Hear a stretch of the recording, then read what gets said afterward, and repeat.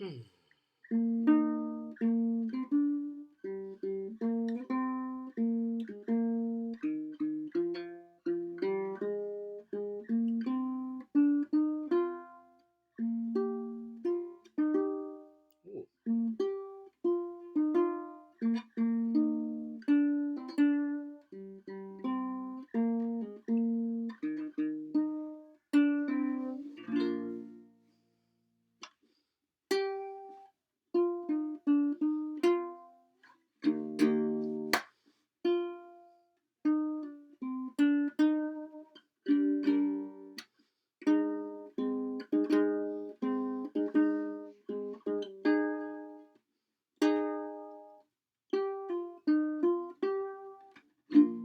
Oops.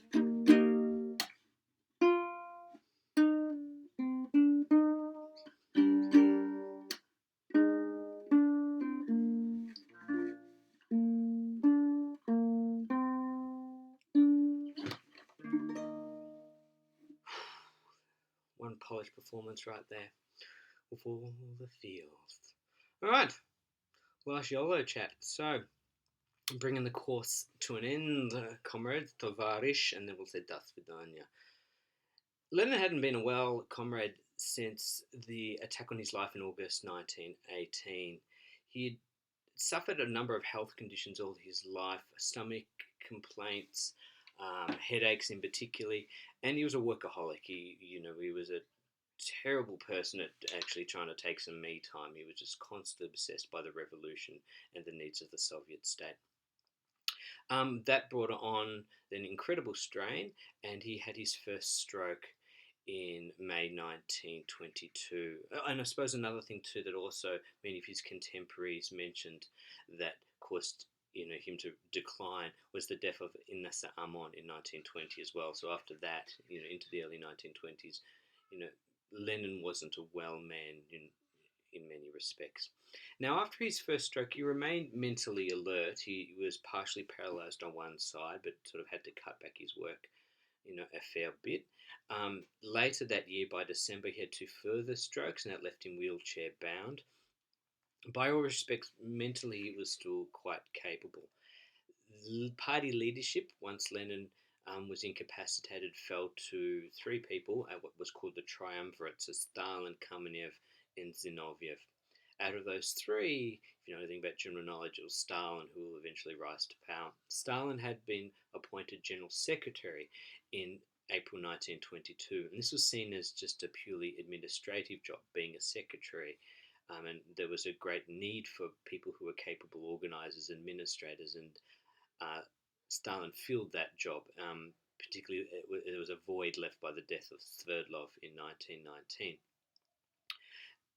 But while that was underway, Lenin was thinking about where the revolution had gone, to what extent was the NEP fulfilling the goals that he had hoped to achieve, and what would be left after he died. What would the party leadership look like? And from all reports, Lenin imagined that it would be a collective leadership, a group that no one comrade had all the qualities that he possessed, and so different figures within the party would fulfill different roles and different elements that Lenin had singularly held within the Bolshevik structure and its culture and its development of its ideology.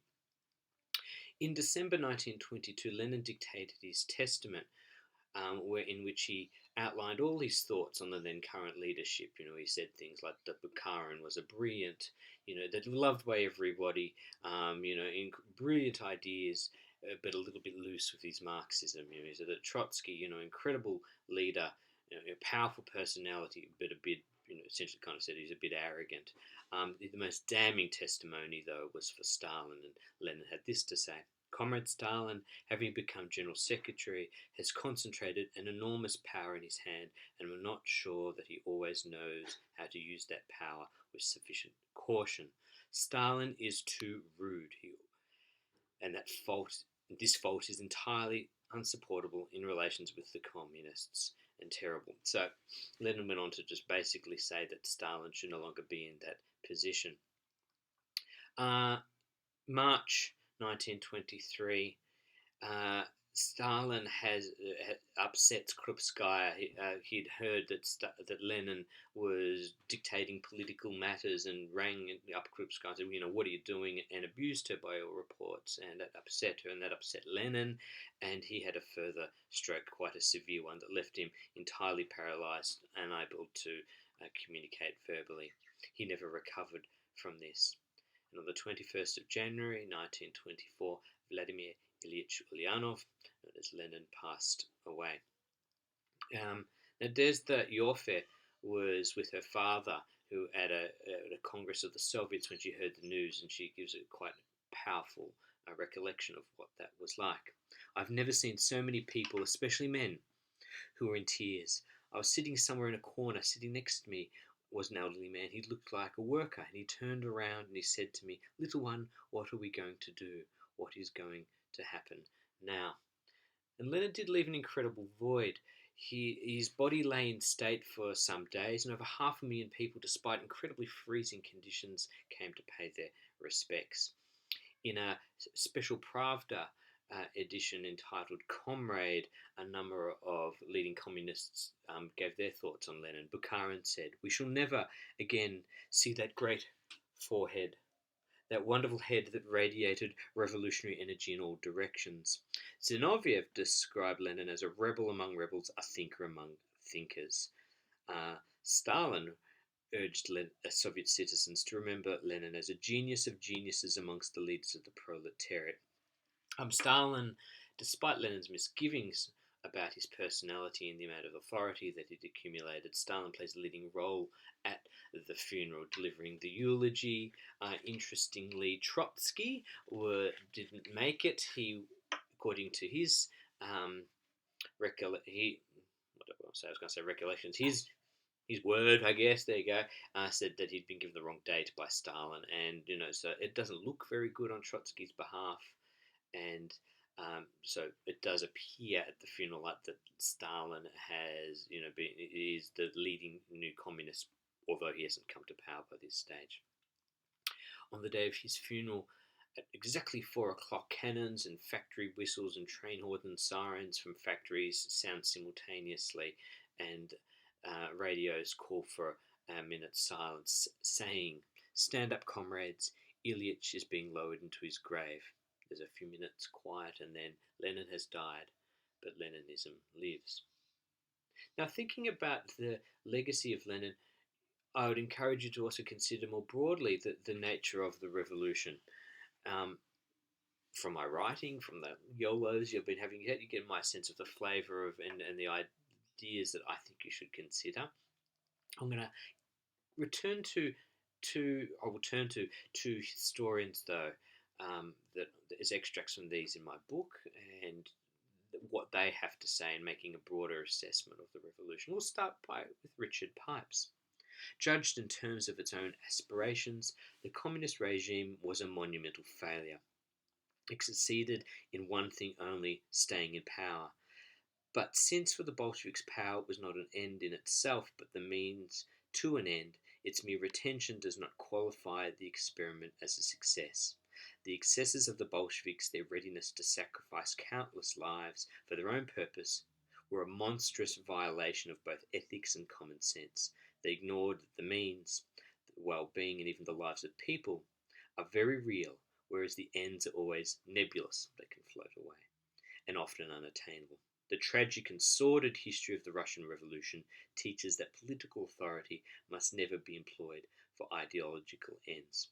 So for historians like Pipes, it's ideology, and one that is ultimately false, that could never achieve what it's wanted to achieve, that is the moral of the Russian Revolution, and ultimately it's a very tragic tale. Let's hear from Steve Smith, though. The Bolshevik Revolution wrought calamity on a scale commensurate to and equal to with the transformation in the human condition it sought to achieve. Measured by the benchmarks of contemporary politics, Bolshevik ambition leaves us reeling. But it's easier for us today to appreciate the illusions under which they laboured than the ideals which they sought to achieve. We shall never understand the Russian Revolution unless we appreciate that the Bolsheviks were fundamentally Driven by outrage against the exploitation at the heart of capitalism and the aggressive nationalism that had led Europe into the carnage of the First World War. The hideous inhumanities that resulted from the revolution should not obscure the fact that millions welcomed the revolution as the harbinger, the bringer of social justice and freedom.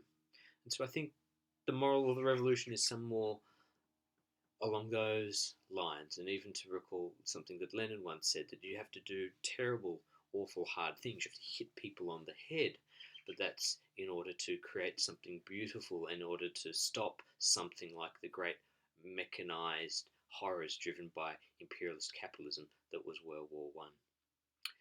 And there we go, all the feels. Let's end with a little bit of something else.